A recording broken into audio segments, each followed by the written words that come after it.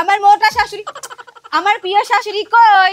আমি মোটা, আর তাছাড়া এতদিন পরে এই বাড়িতে কি মনে করে? আমি বুঝতে পেরেছি, বিয়ের পরে মেয়েদের শ্বশুর বাড়ি হলো নিজের বাড়ি, তাই তো চলে এসেছি। ওরে আমার ভালো মানুষের বেটি রে, বলো বর কাজ করে না বলে ওই বাড়ি থেকে ঝেঁটিয়ে তাড়িয়েছে। মা, আমার বাবা ঝাঁটা দিয়ে এমন মেরেছে কাউকে খুলে দেখানো যাচ্ছে না। ও, তা জামাইকে কিছু করেনি? ওকেই তো মেরেছে, আমাকে কেন মারতে যাবে? কিরে ঝাঁটার বাড়ি খাওয়া জামাই, শাশুড়ি পাটিতে দিস নাই তো কামাই, এখন কেমন লাগে? যা ঘরে যা। মা, আজকে কি খাবে? কি রান্না করব? আমার পেটটা খারাপ, আমি সিদ্ধ ভাত খাবো। খারাপ তো হবেই, শ্বশুর যা খাইয়ে দিয়েছে। বৌমা, আমি ভাত ডাল খাবো, তুমি ভাত ডাল করো। আচ্ছা ঠিক আছে। মা, বেশি ভাত ডাল খেও না, তাহলে তোমার দিকে কুকুরেও তাকাবে না।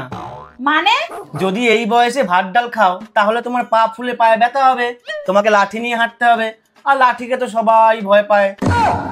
মনে হচ্ছে শ্বশুরের ঝাঁটা বাড়ি খেয়ে হয়নি, আমাকেই সোজা করতে হবে।